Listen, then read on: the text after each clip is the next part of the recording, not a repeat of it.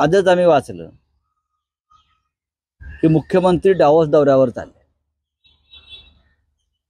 जर आज ट्रिब्युनल निर्णय देणार असेल आणि तो घटनेनुसार देणार असेल आणि घटनेनुसार आपण सरकारसह अपात्र ठरणार असाल तर आपण कोणत्या आत्मविश्वासानं ट्रिब्युनल डावोसला चाललेला शिष्टमंडळ घेऊन?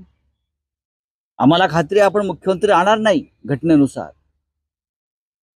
तरी आपण डावोसला जायचा निर्णय घेतलेला आहे. याचा अर्थ असा आहे की तुमचं मॅच फिक्सिंग झालेलं आहे.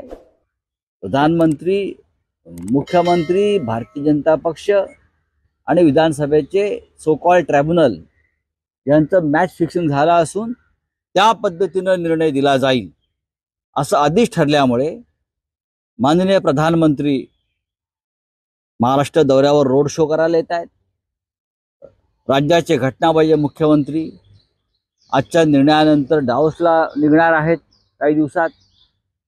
याच्यावरून स्पष्ट आहे की मॅच फिक्सिंग या संविधानासंदर्भात, घटनेसंदर्भात कोणत्या स्तरापर्यंत गेलेली आहे. त्याच्यामुळे आज काय होईल हा एक औपचारिकपणा आहे, फक्त निर्णय देण्याचा एक औपचारिकपणा असा आम्ही मानतो. त्यांना तो सर्वोच्च न्यायालयाच्या आदेशानं द्यावा लागेल इतकंच. पण सर्वोच्च न्यायालयानं स्पष्ट सांगितलेलं आहे, निर्देश दिलेले आहेत, शिंदे गटानं नेमलेला व्हीप हा बेकायदेशीर आहे. सुनील प्रभू हा शिवसेनेचा जे मूळ व्हीप आहेत ते कायदेशीर आहे. त्यांचा व्हीप हा मान्य आहे सगळ्यांना. हा सर्वोच्च न्यायालयाचा निर्णय आहे. एकदा शिंदे गटाचा व्हीपच बेकायदेशीर ठरल्यावर त्याने दिलेला प्रत्येक निर्णय हा बेकायदेशीर आहे.